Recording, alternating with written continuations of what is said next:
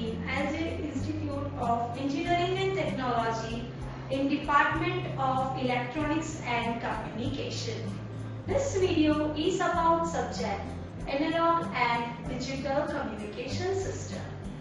In the last video, we learned about the generation of the FM. The generation of the FM that consists of the two methods, the direct FM and the indirect FM. The direct method of the FM generations are reactance modulator and the varactor diode.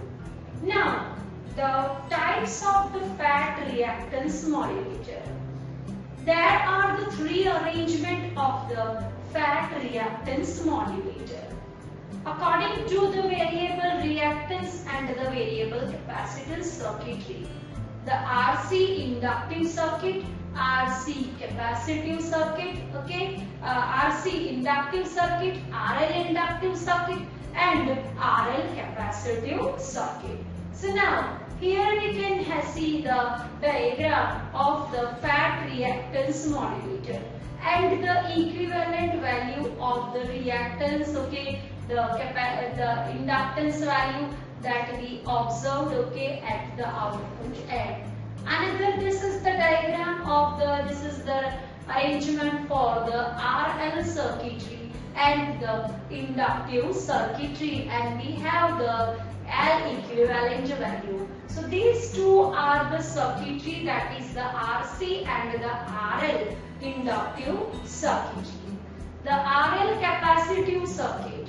RL capacitive circuit, that provides us the equivalent capacitance value. So these three arrangements that can be used with the FAT reactance modulator. Now, what are the advantages of the direct FM generation? As we have seen that in the detail, this is the very simple kind of the modulator. Only by changing the reactance parameter, we are able to change the oscillator frequency and we can produce the FM wave. Another thing, that is the low cost. So this way, these are the advantages, and the disadvantage, that is over here we are using the LC oscillator, but the frequency provided by using the LC oscillator, that's not stable, and that is why it is not used for the communication or the broadcast purpose. So the reason is we need to use the crystal oscillator to control the frequency, and after using the crystal oscillator and we can use the PLL, we can produce the automatic frequency control scheme. So these are the various advantages as well as the disadvantages of the direct FM generation. The other method, that is to produce the output using the modulator, that is the transistor reactance modulator. This transistor reactance modulator circuit consists of the two different circuits.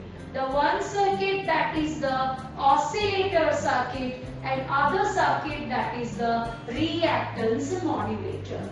Here you can see that onto the base of the transistor Q1, the audio frequency AF in, that is the modulating signal, is applied.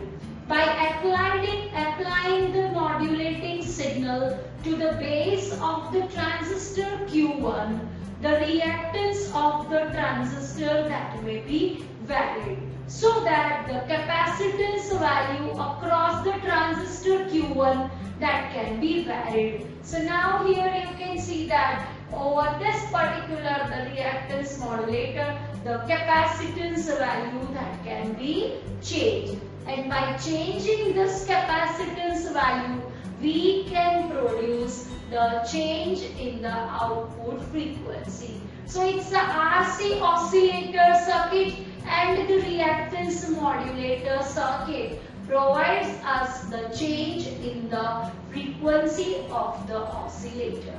So it is the RC capacitive reactance modulator, the Hartley, Colpitts or the Clapp oscillators are popularly used. The RFC is connected in the circuit, are used as the isolator, and that will isolate the various points of the circuit for us the voltages but provides a DC path. What is the operation? It consists of the two circuits. One is the oscillator and other is the transistor reactance modulator. Modulating signal where it is applied onto the base of the transistor Q1, and according to the amplitude of the modulating signal, the reactance offered by the transistor Q1 that will be changed.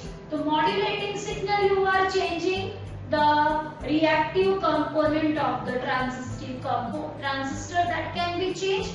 So Q1 that acts as a capacitive reactance and equivalent to a variable capacitance, and between across the output of the transistor Q1, okay, the terminal 1 and 2, we can have the variable capacitance. So variable capacitance appears across the oscillator tuned circuit and produces the FM wave at the output. Okay, so this way we will found, okay, the output in this kind of the transistor based circuit. Now the frequency stabilized FM generator. Now as we know that the reactance modulator that will don't give us the accurate frequency, so that is why they cannot be used in the broadcasting applications. So now to get the stabilized frequency at the high frequency, we must go for the frequency stabilized FM generator. Here we have the reactance modulator. We can apply the modulating signal to the reactance modulator. So the reactive parameter that can be changed. It is given to the LC master oscillator. It will again gives you the change in the LNC component and will produces the some frequency change as the output. It is given to the buffer and the limiter circuit, which provides us the output, that is the FM output. It is given to the class C amplifier and it will amplify the output and the transmitted via the transmitting antenna. But the few portion of the FM output,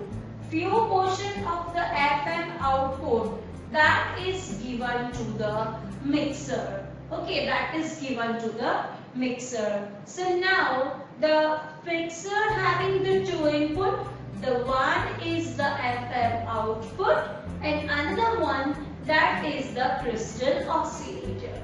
So the mixer will produce the output that can be either the Fs minus Fo, sum or the difference of the two signal. So now we are considering the one of the signal output and given it is to the IF amplifier, it is given to the phase discriminator. So according to the change in the frequency drift, okay, the phase discriminator will produce the output and it is given to the reactance modulator.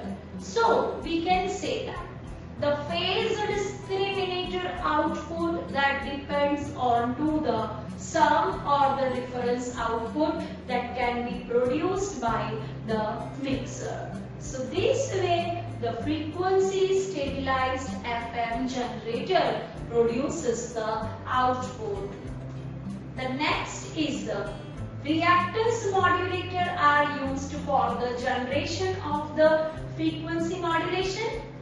The reactance modulator do not have a very good frequency stability.